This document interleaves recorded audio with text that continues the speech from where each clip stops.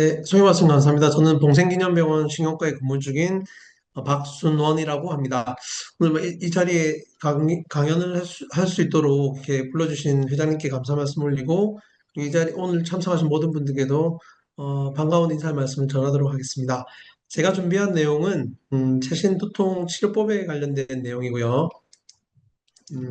크게 물론 이제 여러 두통에 대한 치료들이 있겠지만 오늘 준비한 내용은 이제 그래도 많은 분들이 병원을 찾게 되고, 그리고 이제 빈도는 앞선 강의에서도 설명해 주신 것처럼 군발 두통이 심한 두통이기 때문에 아주 극심한 두통이라서 별명이 이제 자살 두통이라고도 합니다. 그래서 그 치료법에 대해서 소개해 드리도록 하겠습니다. 우선 편두통 치료입니다. 우선 5단계로 나눠 볼 수 있고요. 첫 번째는 이제 유발인자들이 있을 수 있습니다. 그래서 이제 유발인자를 파악하는 단계, 그리고 생활 습관을 개선하는 단계, 그리고 쉽게 말씀드리면 집에 불나면 불 꺼야 되지 않습니까? 그래서 두통 있다고 해서 이제 참는 게 아니고요. 두통은 가능하면 빨리 치료해서 빨리 두통에서 자유로워지는 게 중요하기 때문에 그런 이제 급성기 치료가 있을 수 있고요. 이런 급성기 치료로 부족할 때 이제 두통의 빈도나 강도를 줄여서 일상생활에 좀 삶의 질을 좀 올릴 수 있는 예방 치료, 그리고 만성 두통이나 아니면 두통이 자주 있는 경우는 단순 두통뿐만 아니라 여러 가지 동반 질환이 있을 수 있습니다. 그래서 이런 동반 질환을 치료하는 단계로 나눠볼 수 있습니다. 유발인자를 파악하고 확인하는 데 있어서 가장 도움이 되는 것은 이제 두통 일기를 작성해 보시는 거라고 생각이 듭니다. 두통 일기는 뭐 우리가 이제 초등학교 시절에 일기는 많이 써보셨을 텐데요. 이렇게 장문의 글을 쓴다기보다 달력이든 핸드폰이든 아니면 조그만 메모지에, 그리고 요즘은 이제 신경과 두통 진료 보시면 조그만 책자를 나눠주신 선생님들도 많이 계시는 걸로 알고 있습니다. 그래서 머리가 아픈 날과 그렇지 않은 날, 그리고 머리가 아프면 이제 조금 뭐 약을 먹어야 되거나 아니면 두통 자체에서 생활에 지장이 있는지 좀 더 중등도 이상의 두통을 이렇게 구분지어서 확인해 보면 확인하는 방법인데 아주 간단하게 작성하시는 게 더 효율적인 것 같고요. 이런 두통일기를 통해서 이제 두통을 유발할 수 있는 요인을 찾아볼 수도 있습니다. 뭐 대표적으로 여성분들 같으면 월경 주기에 두통이 있다든지, 아니면 이제 주말에는 주중에는 뭐 두통이 없었는데 주말에 이제 두통이 있다든지 이런 부분들을 찾아볼 수 있고요. 그리고 경우에 따라서는 본인이 섭취하시는 음식물에서 유발되는 경우에 두통이 있는 경우에도 그런 유발 요인들을 찾아볼 수 있기 때문에 상당히 유익하다고 할 수 있겠습니다. 그리고 통증을 빨리 없애기 위한 급성기 치료와, 그리고 두통이 이제 빈번한 경우에 이제 두통의 역치를 올려서 두통의 악화를 예방할 수 있는 예방 치료. 그다음에 이제 두통이 또 많이 두통의 빈도가 많은 분들 같은 경우, 많으면 많을수록 단순히 두통뿐만 아니라 수면 장애라든지 뭐 우울 불안과 같은 기분 장애, 그리고 약물 과용의 위험성이 있습니다. 그래서 이런 동반 질환도 동반 요인들에 대한 치료도 병행하는 것이 중요하다고 알려져 있습니다. 그럼 과연 전문가는 언제쯤 찾아보는 게 좋을까? 우리나라도 그렇고 여행을 다녀보셔도 그렇지만 일본 같은 경우도 가도 돈키호테 이런 데 가면 이제 돈땡땡 이런 데 가면 이제 진통소염제, 특히 이제 복합제, 일반 진통제지만 복합제들을 이제 쉽게 구입하실 수 있지 않습니까? 특히 우리나라 같은 경우도 자체적으로 이제 잘 해결해 보시는 거죠. 아픈 거를 참는 분은 없다고 생각합니다. 저 개인적으로는. 그래서 이제 자체적으로 잘 해결하시다가 그래도 이제 두통이 잘 말이 잘 안 듣고 조절이 잘 안 되는 경우에 병원에 오시는 경향이 아주 높은 것 같습니다. 그래서 두통으로 인해 일상생활에 미치는 지장이나 뭐 장애라고 표현하면 조금 과대 해석하는 경우가 있긴 한데, 어쨌든 두통 때문에 일상생활에 좀 어려움이 있는 경우에 전문가 상담이 필요하다고 생각하시면 될 것 같고요. 그리고 이제 기존에 복용하던 진통제 효과가 없는 경우, 그러면 어떤 양상의 두통이든지 간에 두통 횟수가 이제 월 4회 또는 두통 때문에 내가 약 먹는 날이 4일 이상이다. 이런 경우. 그다음에 약물 복용 횟수가 늘어나고, 그다음에 과거에는 효과가 있었는데 점점 먹을수록 효과가 좀 떨어지는 것 같아. 이럴 때는 전문가 상담이 필요하다고 할 수 있겠습니다. 자, 급성기 치료입니다. 급성기 치료는 두통이 발생하자마자 빠르게 이제 동쪽으로부터 자유로워지는 걸 목표로 하는 치료라고 생각하시면 되겠습니다. 근데 이제 그러면 얼마 만에 좋아져야 되는가? 대부분 기대치가 높은 경우는 약 먹고 나면 바로 좋아져야지 이렇게 생각을 많이 하시는 경향들이 분명히 있습니다. 뭐 저도 두통 때문에 힘든 경우가 많기 때문에 그런 생각을 이제 무의식 중에 하게 되지만 그래도 좀 진통제든 아니면 뭐 전문 의약품을 복용하고 2시간 이내 두통으로부터 이제 자유로워지게 된다면 효과가 있다라고 생각하시면 이해하시면 되겠습니다. 그리고 모든 진통제 중에 뭐 다양한 진통제 중에 그러면 뭐 나중에 나오고 비싼 약이 좋냐? 꼭 그런 거라고는 생각하지 않습니다. 자기에게 효과적이고 그리고 약을 복용하셨을 때 부작용이 작으면 작을수록 본인에게는 그 타이밍에는 좋은 약이라고 생각하시면 될 것 같고요. 그래서 이제 두통이 생기게 되면 참는 것보다는 가능하면 본인이 특히 이제 편두통이라고 진단을 받으셨거나 아니면 그런 경향성을 아시는 분들 같으면 가능하면 이제 두통이 약할 때 빨리 복용하는 것이 더 효과적이라고 할 수 있겠습니다. 대신에 이제 약국이죠. 보통 우리나라 같으면 이렇게 복합제제들이나 아니면 뭐 대표적으로 뭐 바카스 뭐 이런 데 보면 무수 카페인들이 많이 함유되어 있거든요. 이런 카페인 복합 진통제는 효과가 좋습니다만은 그런 효과 때문에 자주 먹게 되면 오히려 약물 과용, 카페인 과용의 위험성이 있기 때문에 주의를 당부드리는 바입니다. 어, 급성기 약물로는 이제 과연 어떤 것이 있을까 이제 살펴보겠습니다. 우선 편두통 비특이 약물과 특이 약물로 구분 지어 볼 수 있고요. 비특이 약물에는 여러분들도 두통이 있으신 분들 한 번 정도는 다 복용해 보신 경험이 있으실 텐데요. 아세토아미노펜, 뭐 타이레놀이죠. 그다음에 나프록센, 그다음에 이부프로펜 이런 일반 진통제들이 있습니다. 그리고 편두통 특이 약물로는 편두통 특이 그러니까 퍼스트 초이스죠. 편두통 왔을 때 처음 선택하는 약제로 추천하는 트립탄 계열의 약들이 있고요. 그리고 에르고타민, 그다음에 디탄, 그다음에 게판트 계열의 약들이 있을 수 있습니다. 간략하게 말씀드리면 트립탄은 국내에서 처방할 수 있는 트립탄은 5종류가 있습니다. 수마트립탄, 나라트립탄, 알모트립탄, 프로바트립탄, 졸미트립탄 5가지가 있고요. 그리고 에르고트 제제는 사실 뭐 국내에서 단독 제제는 없고요. 그다음에 이제 에르고타민 자체로도 두통 효과가 크진 않기 때문에 그 무스카페인 복합 제제인 상품명으로는 이제 크레밍이라고 알려져 있습니다. 그런 약이 있고요. 그다음에 이제 이런 트립탄 계열의 약들은 작용 기전에 의해서 혈관 수축 효과가 있다고 알려져 있기 때문에 뇌혈관, 심혈관, 그다음 말초혈관 질환이 있는 분들에게는 적합하지 않을 수 있습니다. 그래서 이런 경우는 혈관 수축 효과가 이제 없는 약제인 이제 라스민탄, 국내 상품명은 레이보입니다. 이런 약들도 있고요. 국내에는 게판트 계열의 약 중에 급성기 약물은 아직까지는 없습니다. 하지만 이제 외국에서는 이제 처방해서 복용하는 환자들이 어, 계시고요. 그러면 한 달에 약을 몇 번 드는지, 내가 두통 때문에 몇 번 먹는지 확인해 보는 게 가장 중요합니다. 이유는 이제 약물 과용에 의해서 이제 아플 때 먹는 약을 많이 먹게 되면, 뭐 당연히 이제 우리가 심리적으로는 당연히 아프니까 당연히 뭐 안 아프려고 하는 게 사람 마음이고요. 그래서 이제 진통제를 찾게 되는데요. 너무 과용하다 보면 오히려 두통 조절에 어려움이 생기고 두통이 이제 악화되어 만성화가 될 수 있습니다. 그래서 최소한 자기가 머리가 아파서 약을 드신다고 한다면 아세토아미노펜, 그다음에 비스테로이드성 진통제 같은 경우에는 한 달에 15일 이상을 복용하는지, 그리고 트립탄, 에르고타민, 그다음에 혼합 진통제는 한 달에 8일 이상 복용하는지를 확인해 보는 게 좋은데요. 저 역시 마찬가지지만 사람의 기억에는 한계가 있는 것 같습니다. 그래서 항상 먹는 날은 잊지 않고 달력이든 뭐 메모지든 아니면 조그만 그 이를 교통일기 같은 책자에 이제 복용한 날을 체크해 두는 게 가장 더 정확하다고 생각이 듭니다. 자, 그러면 성공적인 급성기 치료를 위해서는 어떻게 하는 게 좋은가? 자, 이제 편두통 정부기 증상을 인지할 수 있다면 대부분 많은 경우에 뭐 통계적인 의의가 있다고 보기는 힘들지만 경험상 2번 또는 1번 아니면 뭐 3번에 2번 정도는 보통 환자분들은 자기가 이제 머리가 아픈 걸 이제 느끼시는 거죠. 그래서 그런 느낌이 오면서 두통이 오면 이게 편두통이구나. 그래서 이제 예측을 좀 하는 게 도움이 될 수 있고요.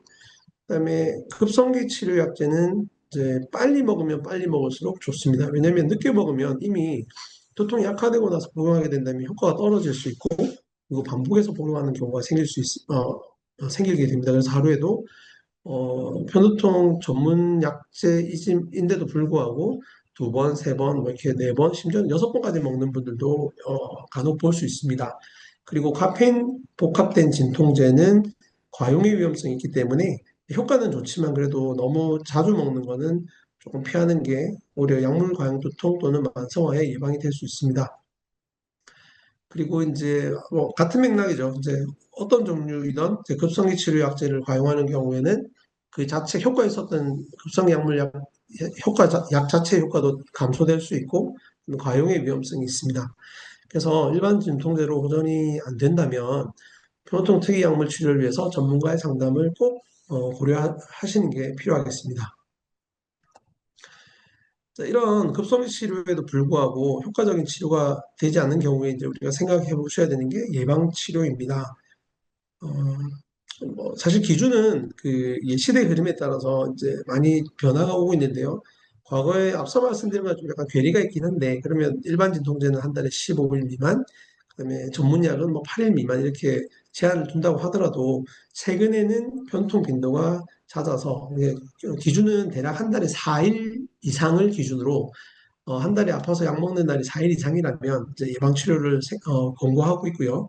그다음에 급성기 치료의 약물이 효과가 없거나 아니면 복용해서 효과는 좋지만 여러 불편감 때문에 복용하기가 어려되는 경우, 그다음에 이제 이런 급성기 치료 약물이 이제 효과가 좋아서 너무 많이 먹게 되는 경우, 그리고 임상적으로는 선생님들의 판단에 따라서 이런 급성기 약이 금기인 경우에는 예방 치료를 하도록 두통학회에서도 권고하고 추천하고 있는 현실입니다.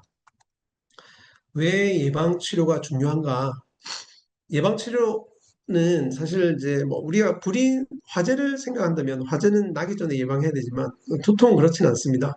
한 달에 한두 번 아니면 서너 번 이렇게 머리가 아파서 급성약을 먹고 빨리 호전된다면 예방 치료가 꼭 필요하다고 할 수는 없겠지만 어, 예방 치료가 필요한 경우에 하지 못하게 된다면 두통이 길어지거나 심해지기도 하며 진통제를 과용하게 되고 점점 진통제 효과가 없어지기도 떨어지기도 하죠. 그다음에 두통 이외에도 우울증이나 불안증, 수면장애, 전신 통증 같은 다양한 증상이 동반될 수 있고요. 결국은 치료가 어려운 만성 두통으로 악화될 수 있기 때문입니다. 그래서 편통 예방 치료의 목적은 두통의 빈도, 강도를 줄이고 두통의 지속 시간, 그리고 두통으로 인한 일상생활의 어려움, 장애 정도도 감소하고 결국 그렇게 된다면 급성약을 먹는 횟수도 줄어들게 되겠죠. 그리고 같은 맥락에서 이제 두통 때문에 들이는 시간이거나 아니면 비용 절감 효과도 상당히 크다고 할 수 있습니다. 예방치료 종류에 대해서 말씀드리겠습니다. 크게 이제 먹는 약물 치료와 주사 치료가 있습니다. 경구 치료제로는 이제 항뇌전증제, 베타 차단제, 칼슘 통로 차단제, 그다음에 항우울제, 그리고 가장 최근에 이제 개발돼서 처방할 수 있는 CGRP 수용체 기량제가 있습니다. CGRP는 이제 편두통 유발 물질로 알려져 있습니다. 그래서 최근에 아주 이런 물질을 타겟으로 하는 약제들이 나오면서 편두통 치료에 획기적인 변화가 왔다고 할 수 있습니다. 그리고 이제 피부 미용으로 주로 많이 알고 계시는 보툴리움 톡신 주사 치료가 만성 편두통에 효과가 있어서 프리엠트 스타디라는 연구를 통해서 입증이 되어서 현재 만성 편두통에는 사용할 수 있고요. 그리고 항 CGRP 단클론 항체 주사인 국내에서는 엠걸리티와 아주비 두 가지 치료가 현재 처방을 받으실 수 있습니다. 그래서 앞서 말씀드린 이런 CGRP 수용체 기량제의 상품명은 아킵타이고요. 그다음에 이제 엠걸리티 아조비는 이제 주사 치료제인데요. 어쨌든 획기적인 편통 치료의 변화를 갖게 된 계기가 된 아주 훌륭한 치료 효과를 갖고 있는 치료제입니다. 다음은 군발두통 치료입니다.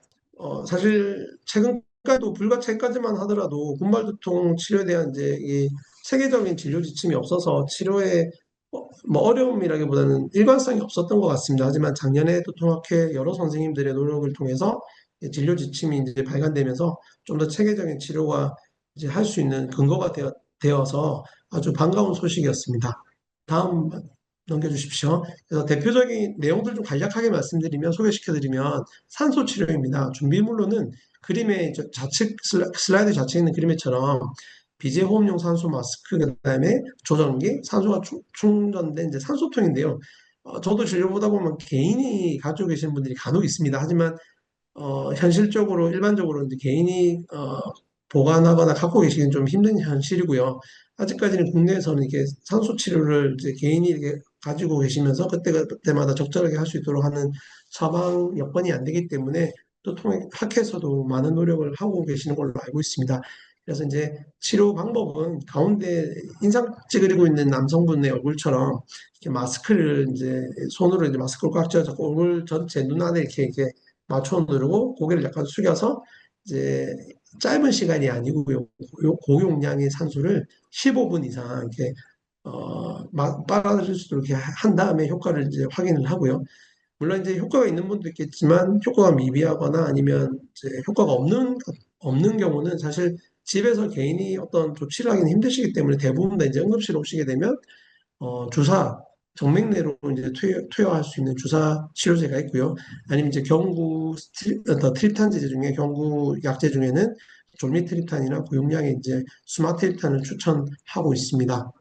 다음 부탁드리겠습니다.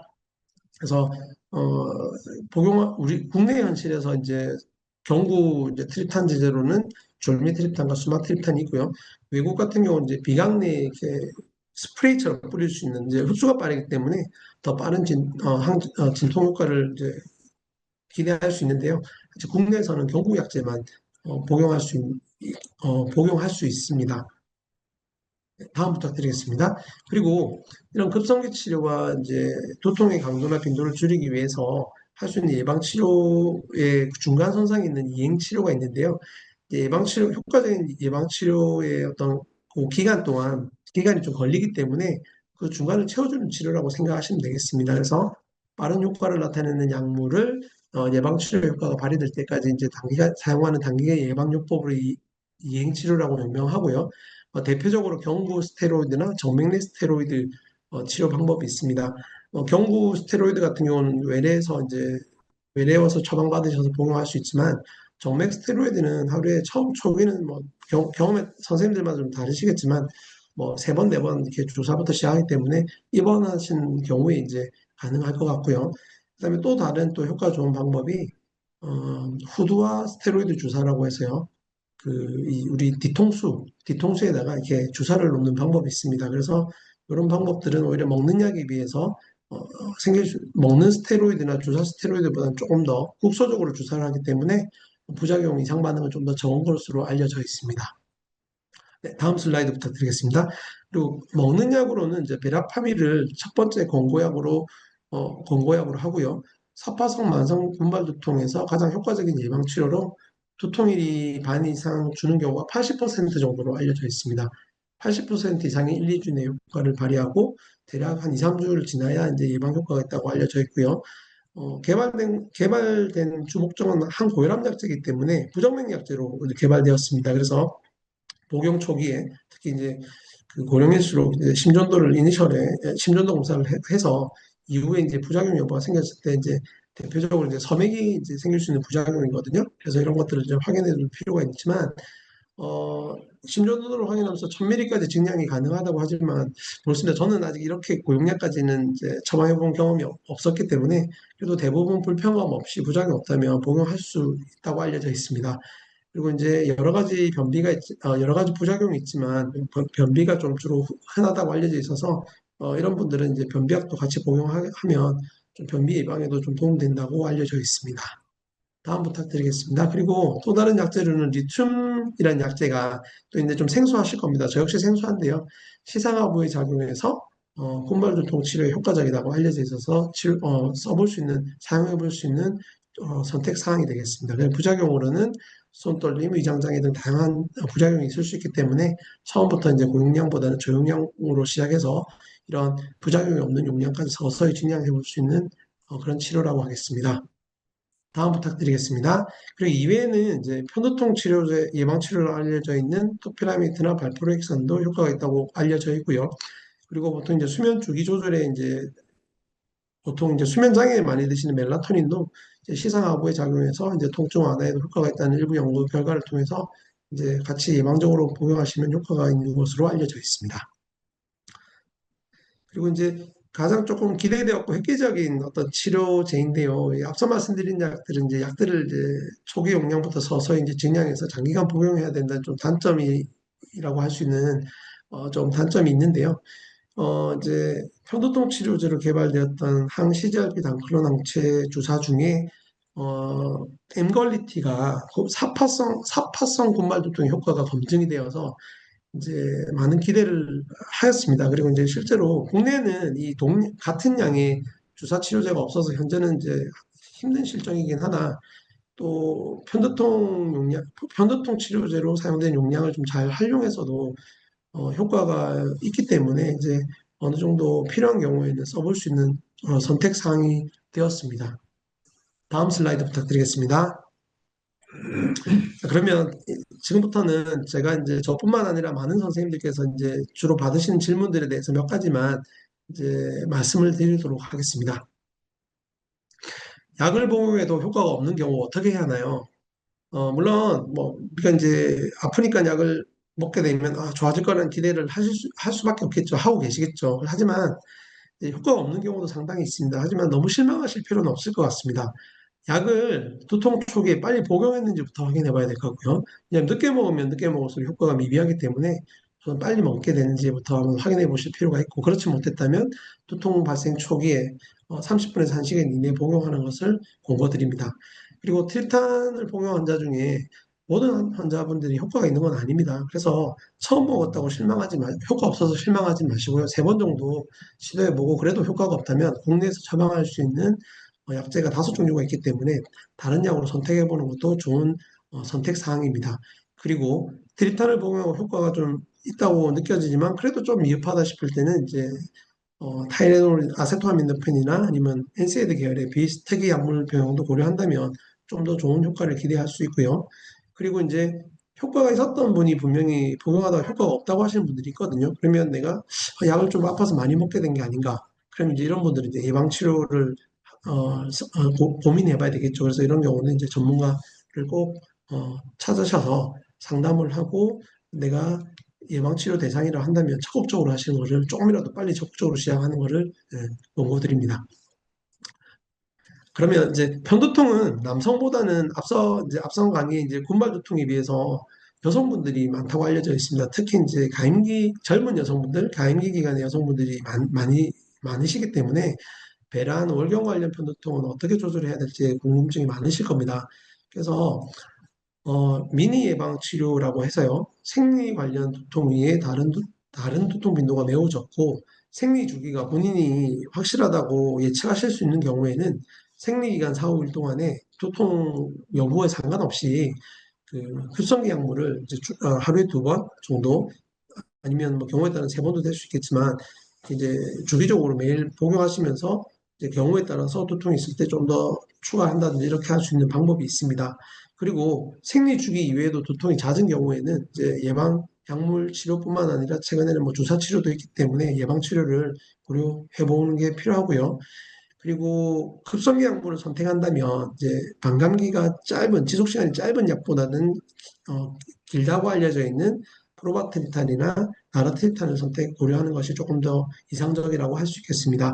그리고 앞서 말씀드린 이런 트립탄의 효과가 있지만 좀 미비한 경우는 뭐 작용 시간이 긴 아세토아미노펜이나 나프록센 같은 이제 비특이 약물을 같이 병용하는 것도 추천되고 있습니다. 그래도 불편하다면 이제 여성 호르몬제를 어, 같이 복용하는 환자분들도 있습니다. 그럼 임신 계획 중일 때는 어떻게 하시는지, 어떻게 해야 되나요? 궁금하시잖아요. 물론 대부분의 편두통 환자분들은 임신하시게 되면 많이 줄어듭니다. 물론 이제 3분기가 지나고 이제 출산 전후가 되면 다시 좀 많이 아픈 경우도 있지만 임신을 하시게 되면 이런 호르몬의 변화가 정적인 상태로 가기 때문에 많이 줄어들 거라고 이제 생각을 하고 실제로도 임신을 하시면 편두통 때문에 힘들었던 그런 날들이 많이 줄어든다고 알려져 있습니다. 그래서 임신이 확인되시면 이제 트립탄 사용을 중단하고요. 그래도 태아에 가장 안전하다고 하는 아세토아미노펜을 사용하는 게 좋겠고요. 그리고 최근에 나온 이제 CGRP를 타겟으로 하는 이런 약물 치료를 하고 계시는 예방 치료를 하고 계시는 경우라면 아조비나 앵걸리티와 같은 항CGRP 다플러는 항체 주사를 하신 경우는 마지막 주사 이후에 최소한 5, 6개월은 피임 기간을 가지시는 게 안전합니다. 그리고 아토제판타 같은 경구 CGRP 수용치 기량제 같은 경우는 마지막 복용하고 일주일 정도 이후에 계획 임신을 하시면 안전하다고 알려져 있습니다. 네, 다음 슬라이드 보시겠습니다. 네, 제가 준비한 내용은 여기까지입니다. 감사합니다. 예, 박순원 선생님 강의 감사드립니다.